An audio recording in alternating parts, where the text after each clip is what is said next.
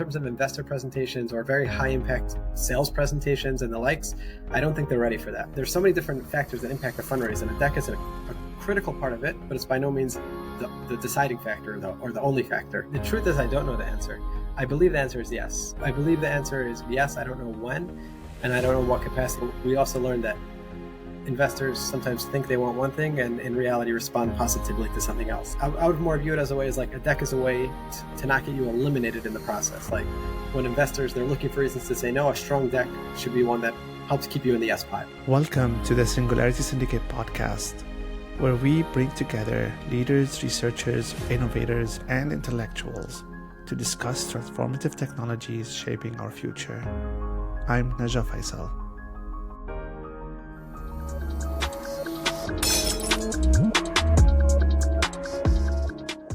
Sam Eisenberg is with me today to discuss pitch decks for startups. Sam is the co-founder for Design for Decks, working with high-impact leaders and investors, raising over $2.5 billion using their desks. Welcome, Sam. Thank you, Najah. It's a pleasure to be here. Let me start with what makes a good pitch deck? A good pitch deck is a deck that meets the objective. So when people think of pitch decks, they kind of think of this all-encompassing, this is the deck, I'm going to put my entire story, I'm going to give it to someone, and they're going to write me a big check. In reality, it never works that way, right? A pitch deck is a way of communicating your story, a way of communicating your business case. And a pitch deck really has to be geared to your audiences and how you're using it. So we use the term pitch deck, but it's an all-encompassing term that really can mean a lot of different things. Is it your deck that you're sending out to investors who you're not familiar with, cold outreach, to try to get a meeting with them? Is it a deck you're using on a live presentation with investors to try to get a second meeting with them?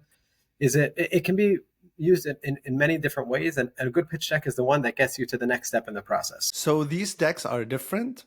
Like if someone's telling you, I want to send cold outreach, you design the deck completely different from a live presentation. Absolutely. There's very big differences in a deck, whether it's being used, first of all, what stage in the outreach process, in terms of if it's being used for a live presentation or for the initial outreach, in terms of what stage of fundraising you're at. There's a lot of different elements and factors that impact how you'll build your deck. But yes, they're very different. I feel that when you send something, you're not present there. So you probably want to include more details or less details, or like entice people. Like how, when you have this kind of approach, how do you strategize with your client? Yeah, so you're right on. First of all, when you're going to be sending a deck, the deck has to be able to tell the entire story itself. So when you're presenting a deck, you're filling in the details, you're telling the story, you're the focus of the story. And for that reason, your slides will be lighter. You won't be, you'll have one graphic per slide, not too much text, because you want the focus to be on yourself. Whereas when you're sending a deck, the story needs to tell itself. And there are some ways to kind of bridge that. You can send a deck with you narrating it, but ultimately many investors will want to see that dry, PDF that they can scroll through and read. So that's, I would say, definitely, a very big difference between the two types of decks. And then in terms of the length as well. So when you have a live presentation, oftentimes you'll know how much time you have and you can gear your deck based on that and, work around that. Whereas with, a cold outreach deck, you're going to assume you're going to be getting at least very little of attention. You want to really capture that attention early, give them enough to really get them excited, and then hopefully progress to follow-on questions, the full version of the deck, a meeting. But even there are certain factors that will impact how you build your deck. I'm trying to relate this to my own journey as a content creator, because I started producing content, and I'm strange to the field. Like I started really late in my career, and I'm learning a lot about the hook and how to hook your audience and how to keep them enthralled for later. Do you use this kind of tactics when you design your deck? So that's a really good question as well. Obviously, you want to hook an investor, right? You want them to give you a little bit more attention. When investors are seeing thousands of decks a year, they can only invest in a tiny fraction of those. You want to make sure that your deck gets enough attention to invite follow-up interactions. So a hook in the sense that, hey, when I'm trying to get that attention, a hook, the best type of hook will be someone actually introducing you, right? Hey, I'm a fellow investor. I'm another founder in one of the portfolio companies that the investor invested in. Hey, I recommend this person. That is the best kind of hook, right? You're getting interested in someone. They're saying, this is enough, this is interesting enough that I want to bring them to your attention. In terms of the outreach itself, so a hook could be something, it can be something very, very simple, but like at the early stage, any sort of positive traction is going to be a hook, right? That's showing you some level of market validation, that's showing that people are spending money on your product. Maybe big companies are interested in it. That's always going to be the piece that you might kind of want to use if you have that. And if not, I would say another strong hook is often going to be the team. If you have a team that has prior successes, you definitely want to highlight that, because there's this belief, which in my opinion is a true belief, that successful founders are often, when they repeat, they're often successful as well. But then every company can have their own. There's various different things you can use as a hook. Those are the ones that I would say are most consistently true, but depending on your company, you can use something as well. Just to quickly follow up on that, when I'm the deck itself, I want to go for clarity over clever. So my opening slide, I'll start with we recommend starting with a very clear summary of what you do, a one sentence explaining what you do, as opposed to going for like the marketing-esque, all sorts of verbiage and words that don't actually mean anything. When you start saying, empowering the future of whatever it is, we don't recommend that for pitch decks for the most part. So you're saying that you put the elevator pitch in the beginning?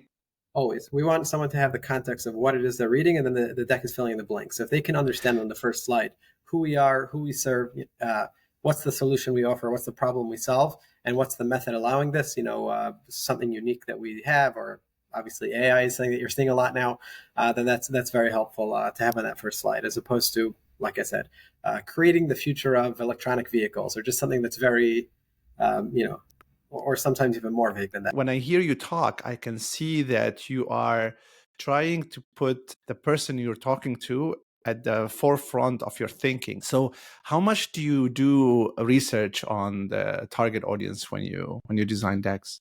So the better question is, how much research does the founder do? Because ultimately, we're service providers, right? We take a lot of pride in our work. We try to work with only clients that we believe, have a higher likelihood than most of having success. We try to work with people we enjoy working with, that we feel a connection to what they're doing. But ultimately, the founder is the person who is, or the people who have invested their blood, soul, tears, and heart into building their company. So they know their story. They know what they have to tell. They know their strongest points. They know their market. They should know their competition. And just as importantly, they should know the audience, the investor that they're pitching to.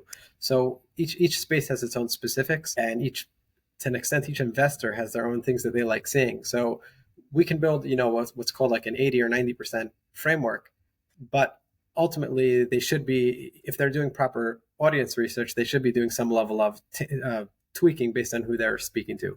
So we don't do a lot of it, but if they give us information, hey, we're building this for private equity as opposed to, VC.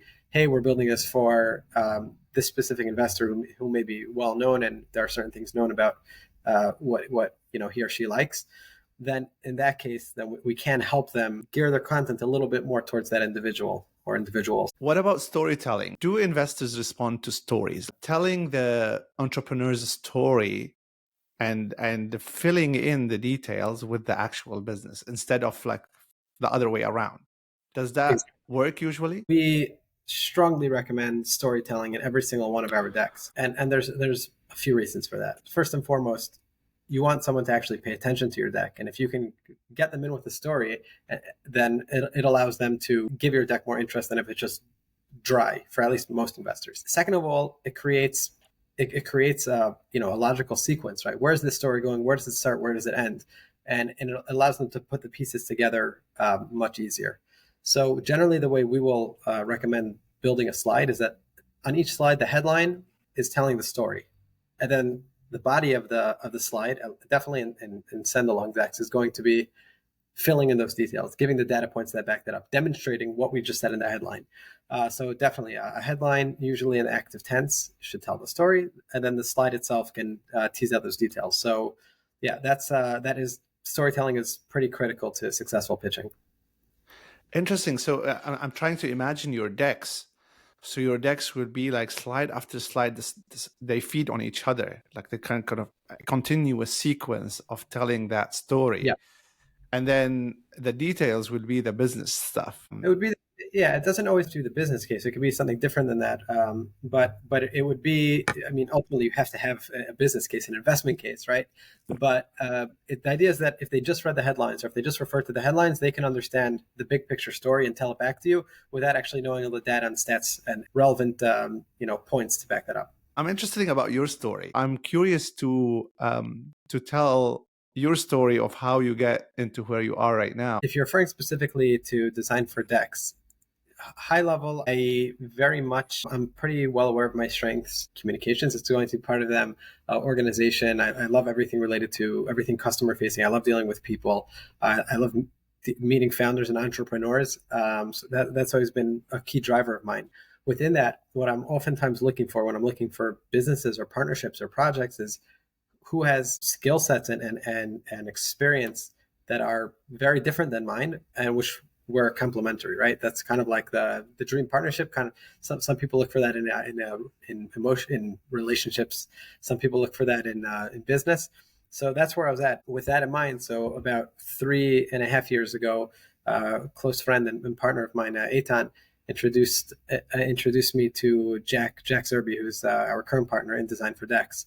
And Jack is a phenomenal entrepreneur, someone who, from the first meeting, I immediately connected with. I immediately appreciated him. Immediately saw that besides that he's a respected professional as a designer, employee number 10 at Vimeo, head of design at Gumroad, has a quite, taught at FIT. But I said I immediately, this is someone who I can learn from. This is someone who I can partner with. And this is also someone who I feel I have what to contribute to as well. So Jack comes from a long line of educators, and he said, hey, I design pitch decks and I'd love to bring this to the masses. And it's just not doable on a one-to-one basis. So together we designed a masterclass, and we started selling it, and, people were buying it and enjoying it. And it was great. And then at one point I turned to Jack and I said, listen, like, you told me, you design pitch decks, you've done this yourself, you've raised capital, you've helped investors raise capital as well. Why did you stop? Because I realized at that point he wasn't really doing it anymore. So he said, Sam, I'll tell you the truth. I really didn't enjoy it. He's like, I love designing decks, but founders during their raises are very stressed. They're constantly updating and changing their story. There's just so much that goes into it. And it was a stressful experience. He didn't enjoy any part of it except the actual design. So I said, Jack, I think I can fix your process. So we went through it and we spent time, and he said, Sam, the truth is I'm quite hesitant to, turn this into more than what it is. I'm happy to take a deck every now and then, but I don't really want to be doing a business out of it. So we left it at that. And then one of our masterclass students came in and said, guys, I need you guys to design my pitch deck.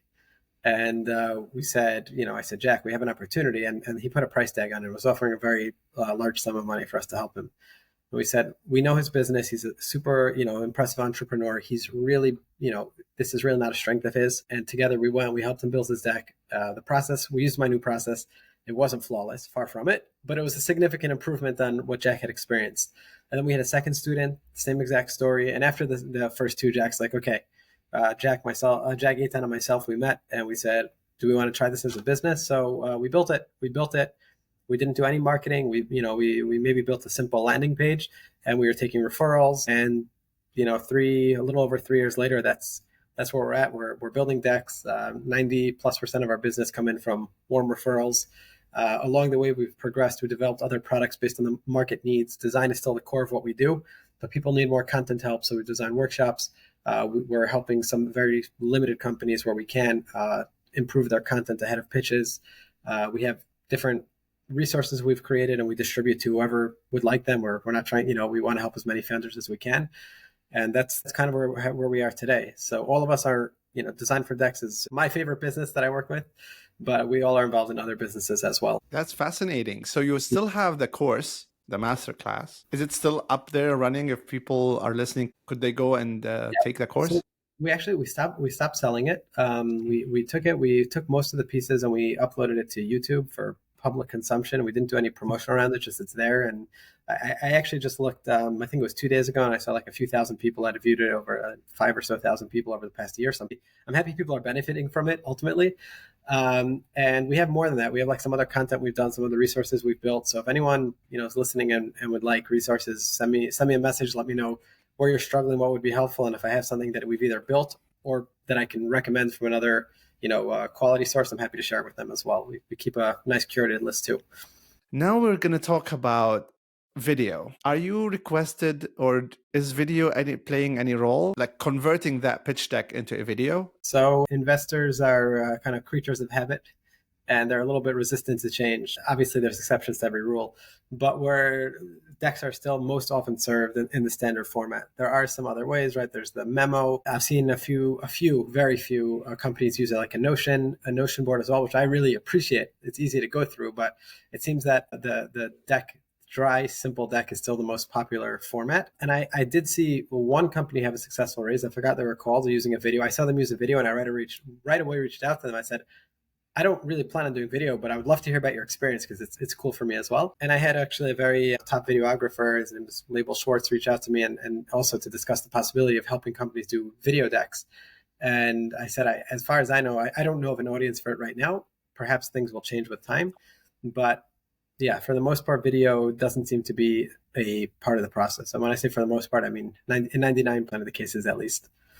I'm curious, are you both, you and your partner, designers, or you divide the roles? Like you're the copywriter and he's the designer, or like how does it work? I am definitely not a designer. Jack, like I said, he's the head of design at Gumroad, he's head of design at Vimeo, and a few other nice design titles. So he is responsible for all design. We have designers in house as well, the designers that we've trained and vetted, and he leads the design in each deck. And on the content side, for the most part, it's me at this point. I've also at this point helped a few companies with their raises directly, led a raise myself as well. So I'm on the content side, it's definitely more me than him. On the design side, it's 98% him. And I don't get very involved when I'm looking at the client's decks. If I have a suggestion, I'll put it in, but I will not touch their deck. No, I worked with creative directors before in my agency experience, and I know, and I appreciate, the creative team is usually very protective of their art, and rightly so. Like they earn their respect. They know what they're talking about. I'll actually tell you, maybe it's especially in the early days, I would actually sit in Figma and watch Jack design decks. Not because I was trying to learn per se, just because it honestly is an art. Like watching a world class designer designing an investor presentation I'd watch it like this, glued to the screen, just watching Jack go, moving elements, changing, adjusting colors, adjusting font sizes, and like you see where the deck starts and where it ends, and you're like, the differences are so subtle. Sometimes they're subtle, but the overall experience is extraordinarily different, right? The ingredients on the slide stay the same, but the end product is just that much more beautiful and impactful. I'm curious also about the process that you improved. I mean, you managed to convince him to come back to design. So I'm sure that your process right now is trying as much as possible to hone in to every single detail before the design even begins. If you can tell us more about that process. Yeah, so there's a lot of different pieces of the process that we've improved, and like you said, even 3.5 years later, we're still making small tweaks to it. Not as significant as we were the first year and a half. First and foremost, it's the stage at which we begin the design. I work with the clients first before Jack works on the design, and I try as much as possible to make sure that their content is at a point where they feel ready to move forward with it. Because as long as the content is in flux, the design is in flux, right? Design is serving as a tool to help communicate what the main message is, to help bring out the main points, to help leave impact on the investor's mind. But if the slide doesn't know, or the founder doesn't yet know what the slide is doing, or is changing the slide, then that's going to have a very big impact on the design and extend the timelines, extend the frustration and all of that. So the first piece is as much as possible to try to only bring it to the design team in a content ready format. So that's two pieces. One is checking with them, and two is, as myself, I'll help, I'll tell them this slide isn't hitting right. Like, don't use it. And here's how I'd recommend doing it if they want to hear. If they're not receptive, I respect that as well. They're the founder. They should be the one taking pride in their story that they want to tell. So that's definitely a big piece of it. And then once the deck actually starts, that's where we have a few more pieces. So some of it is just setting certain rules in terms of communication. We try as much as possible to keep the feedback inside of Figma. And if it's not inside of Figma, I'll get on a call with the client and put it in Figma for them, because I really want to make it very easy for the design team to focus on the design, and I have to run all over chasing drive files and chasing this and chasing that. As much as possible is there. Rules in terms of where we'll design, we'll take a deck from anywhere, we'll move it to Figma, design it in Figma, but we're not going to work across multiple platforms. We have systems, we have design systems set up in place. That's all going to work. And then in the process itself, there are pieces that obviously Jack doesn't need to be doing. So he's the design director. He's on every, the client call, he's signing off on all the design output, but ultimately Jack doesn't need to be the one hunting down logos or headshots. Jack doesn't need to be the one cropping images. He doesn't need to be the one copying content from Google Slides or from Keynote or from wherever you want, and pasting it into Figma. So there are certain pieces that we are able to bring to other members of our team that make the actual design process that much smoother. When a designer comes to a deck and the elements and pieces are all waiting for them, they can dive right in and not get lost in spending 6 hours chasing down 180 logos and headshots and everything else. So that was a very important part of the process. And then beyond that, it's a little bit more in terms of how we do the feedback, in terms of how we do the final delivery. And like I said, it's still something we're always tweaking and trying to improve for our clients' experience and for our own internal experience as well. 2 questions. One is there a sweet spot in terms of the number of slides?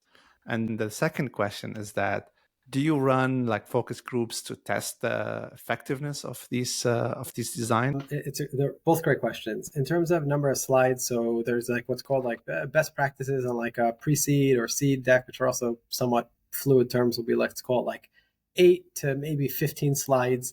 And then as you go later on, like Series A, maybe, I don't know, 18 to 25.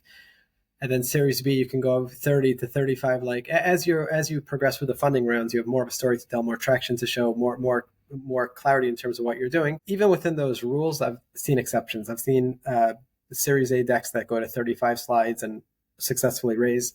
I've seen seed decks that close in on 20 slides and are fine as well. So it is best to stay within best practices, but there is sometimes room for flexibility. Once again, depending on the use case, depending on who you are as a founder, depending on your relation to the investor, and so on and so forth. In terms of your second question, in terms of like focus groups, we're ultimately small. We're a boutique firm. We're not designing all that many decks, and we also obviously have, you can call it biases, that we're largely working with companies that are referred to us by successful founders or by successful VCs. So we have extremely high success rate in terms of fundraising, which is partially to our credit, but also largely just the fact that we're blessed and lucky to work with very impressive founders. So I never would want to say, and a fundraise is part of. There's so many different factors that impact the fundraise, and a deck is a critical part of it, but it's by no means the deciding factor or the only factor. I would more view it as a way as like a deck is a way to not get you eliminated in the process. Like when investors, they're looking for reasons to say no, a strong deck should be one that helps keep you in the yes pile. Okay, or the discuss pile. In terms of, we have done an investor, Ben Wiener from Jumpspeed Ventures.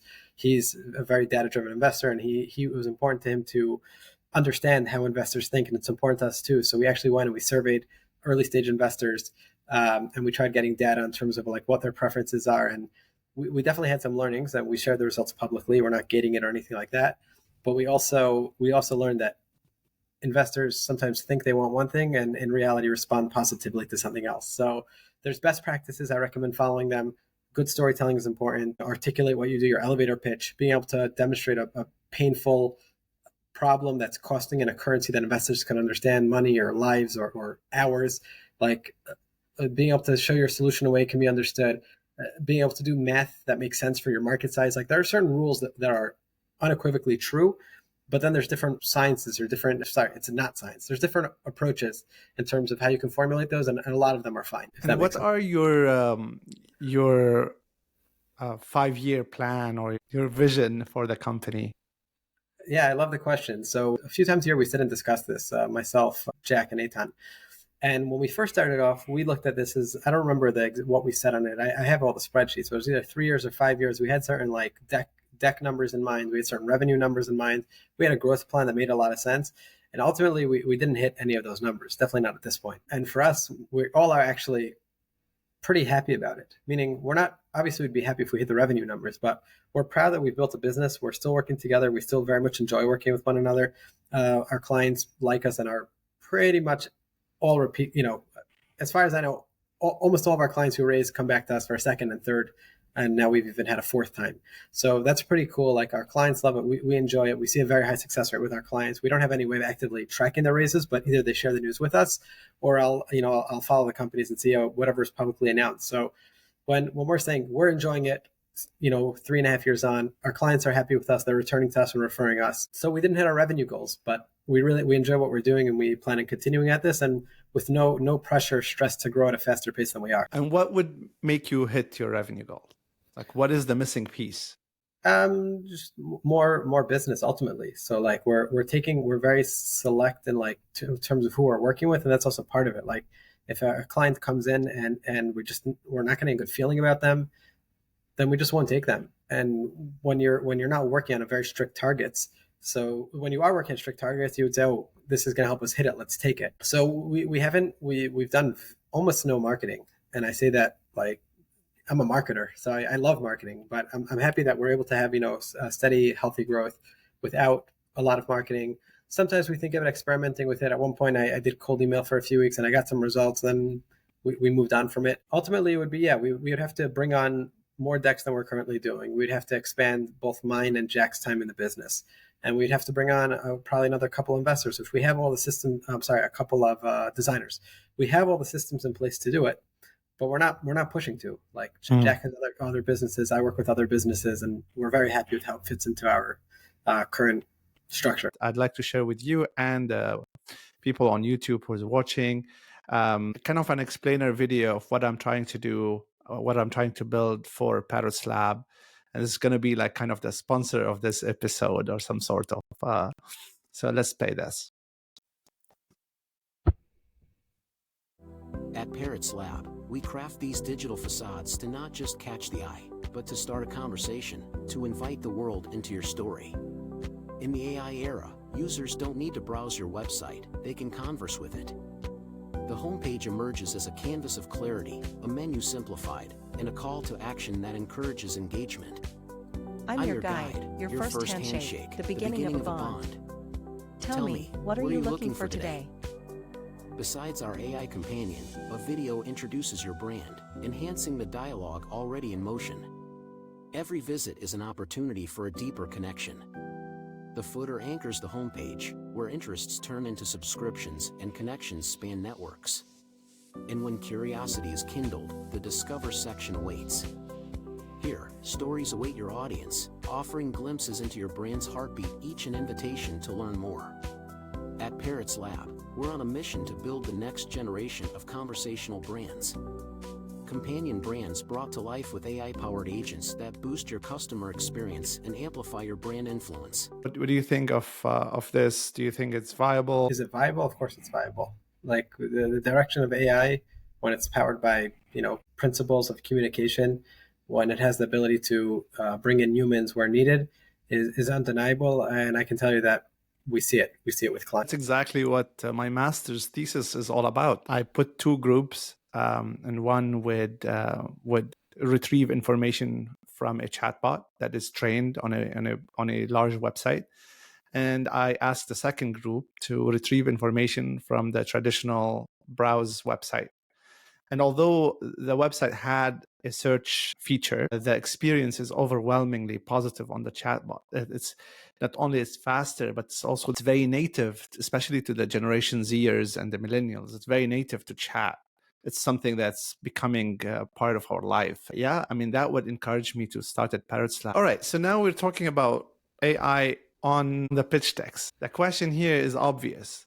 Will these generative models one day be able to replace the content of these decks and or the design of these decks? Yeah, it's a great question. The truth is I don't know the answer.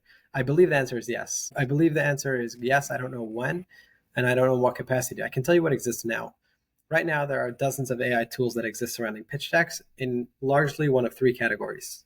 One is going to be the content, two is going to be the design, and three is going to be reviewing your deck. Okay, those are the three areas that I'm seeing. I've tested dozens of tools. I continue to test dozens of tools. I continue to get reached out to by many of these tools who want me to test it and give them their feedback, who want me to bring it to our clientele. To date, I'll say like this. On the content side, I think AI can help in one of two ways. One is if you're hitting writer's block and you're having a very hard time getting your V1 out, then as long as you're using, like I like the prompt-based bots, the ones that are literally, it's asking you a question, you're answering it. So that way you're actually feeding it something of meaning, and then it's going to print out something that kind of at least works as a V1. that I think is fine. If you're going to have your V1 based in and you're going to iterate on it 50, 60, 70 times, but just getting that first one out is difficult, I think that is fine. Okay. And the ones that you just put in your business idea and they create a deck for you, those are awful. And you feel it. And I get decks that look like this. And I get decks that, they just stuck into GPT. Here's my business idea. They gave it 1 or 2 data points and create a deck for me. And I see those decks and you can tell they feel like AI, they feel impersonal. They're not good. The second place where I think AI can help with content is where I use it, which is I'm on a deck, I'm working on a deck, and I have a headline, and the headline just isn't fully working with me. Let's say, here's the headline I'm currently using. The main points I'm trying to communicate are A, B, and C. I'm trying to use an active tense. Help provide me other alternatives, and it'll give me 5 or 10 alternatives depending on what I ask it. I rarely end up using one that they gave me, but sometimes it does help direct me in a way that to something I like better. It helps me find a word that I find to work better.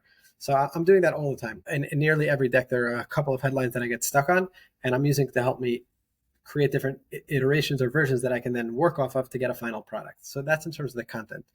On design side, there's a lot of them. I think the most well-known one is a thing called Tome. They've raised over $35 million, according to when I last checked. Another one's called Gamma. I so far I'm not very impressed by the output. My first issue is that like AI generated images they're in stock images, AI generated images, they're just not adding anything to the deck. When I think of design, I'm not thinking of how many elements I can throw where we can throw on a slide. We're thinking of how can we make a deck that obviously feels professional, it feels on brand, but that effectively helps you communicate your story. A lot of this AI generated stock imagery, whatever else, design elements that are just thrown in, all they do is clutter out your message. All they do is add distraction, and they don't add any value. So I'm seeing a lot of that now. I would say for like high school presentations or maybe university presentations, like great. If you can design something simple and easy, like by all means, let AI help you with that. But in terms of investor presentations or very high impact sales presentations and the likes, I don't think they're ready for that. What I would say is there too, AI assisted definitely can work. And every good design tool pretty much is implementing AI into their tool. Canva's added a lot of AI tools. And there's just more. Pitch.com, my favorite presentation platform for non-designers. All these platforms, beautiful that AI, they're using AI in their process, but they're not designing your entire deck for you based on AI. So AI assisted is definitely a great way to go, especially if you don't have a designer in your team. And then the third category, like I said, is the AI feedback. So there's a few of them. That to mind comes Pitch League. There's one called pitchleague.ai, and there's another one called Dealite. Both of them are improving and iterating. I'm more excited about Dealite because I feel that it's giving you, each slide, it's giving you specific feedback, and it's actually tapping into data as well. But ultimately, I think they're good because they can give you some feedback, but I would take much of their feedback with a grain of salt, at least now, until they improve significantly, because feedback has to be specific to your deck. They have to understand your story. They have to understand your audience. However, the fact that they can spot typos, the fact that they can help you, say this is too wordy, the fact that they can help you say that your deck is too, way too many slides, it's too dense, the fact that they could say that this is not being understood clearly. So they could give you feedback to get your deck from, let's say, if it's bad to less bad, but I have a hard time, at least with now, that they can go from good to very good. So I am excited to see what they're putting out, and I really hope that they get to a point. But what actually also there I see is like the AI, and then handing over to a human, meaning start with the AI, get all the feedback, start implementing that feedback, and then the human can then supplement that and help really fill in the details. And there too, I think it's a matter of time until that gets even better.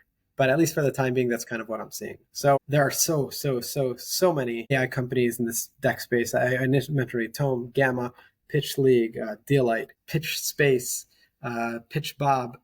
There's more and more and more, and I'm excited to follow them. But today, I would say that none of them are standalone solutions. Yeah, and you basically answered the second question or the follow-up question I had, which is what is your toolbox? And you mentioned Figma. You don't use Canva, right? Like Canva is like old style now. No, it's not. It's old style. That Jack, my partner, is a designer, and he lives in Figma, and that's what we use. So anyone on our team is in Figma. Myself, when I build presentations, so sometimes I'll use Figma. Sometimes Jack will help me with it. And sometimes I'll use pitch.com because, like I said, it's great for non-designers, and I enjoy beautiful.ai as well. But for our clients, we strictly use Figma. I mean, that's our toolbox. It's Figma, Slack, Gmail, Zapier, and I guess our website's built on Webflow. That's our entire tech stack for the whole company. Well, my last question is something about, you mentioned you're a father. What would be your advice to your son or daughter in terms of the future? Like, what degree would you advise them to go to? What skills do you want them to have in this mystery of the new world that we live in, the new age that we live in? It's a good question. It's something that I struggle with, not in terms of what I should tell them to study, but in terms of like, how does that change in the world that we live in, and where, not just what skills, but everything decision you make about where to live, what to do. It's a very different world, right? I've lived already in 3 continents, travel a lot. I've been working remote first for 8 years now. Everything about the world has changed. Every single field is changing. So the answer is my children are both very young. So I don't really have a good answer in terms of where I would guide them. When we get to the point of university or maybe even middle of high school, at that point, I definitely will start looking like where things are going and seeing what advice I have to give them. But at that point, who knows what will be, right? I have absolutely no idea. My kids are both under the age of 10. So, but suppose you have like a cousin or something, teenager. You're saying today, what would I tell them? I think it would really depend on the person. I know that's an easy answer, right? You could always say, oh, it depends on context, but it's really true. If someone has a specific, desire to go towards coding, I still think there's very much a world for coding, and I still think it'll be a high value skill set even now. If someone wants to go towards, I studied, I don't want to say useless degrees, but I did my first degree in political science and international relations. I did my second degree in political science, and while at the time I enjoyed that, and I studied it and I worked in it a little bit, but ultimately, what you study is oftentimes not tied to what you work in. So if you're saying what direction should they go to, like, hey, I would say, hey kid, if you have free time, like there's no question AI is going to have a massive impact on the near term, medium term, and probably long term future as well. So find something that you love, whether it's a hobby or a profession, whatever it is, find something that you really love and understand how AI can impact that field and everything about AI in that field. And I have these conversations with people a lot. I was speaking to a friend of mine just last week. He's a sales coach, and he's hit now a little bit of a rough patch with finding clients. And I'm like, you need to see people are excited by AI. You can't avoid it. So how, instead of just being a sales coach, how can I help companies with AI-enabled sales solutions? How can I help salespeople use AI in their flow? And it's a suggestion. Obviously, I don't know for sure that that's going to be his answer to finding more clients, but I do know that there isn't a field today that is not being impacted by AI. My wife is her second career. She's now completing her studies to become a doctor. And for her also, it's like everything they've learned, I don't want to say it's become irrelevant. That's definitely not true. But then the medical field it's going to take longer because of bureaucracy and regulations, and because it's such a high impact field. But AI is going to play a very significant part in a lot of the medical world as well. So none of us are not going to be impacted by it. And I think that the best advice we can give is understand it in the area that you want to understand. So whatever area it is you're investing in, still invest in that area, but also invest in learning about everything AI that's upcoming, everything AI that you think could improve it, and see where that exploration process leads you. Sam Eisenberg, thank you so much for your time. Thank you so much, Naja.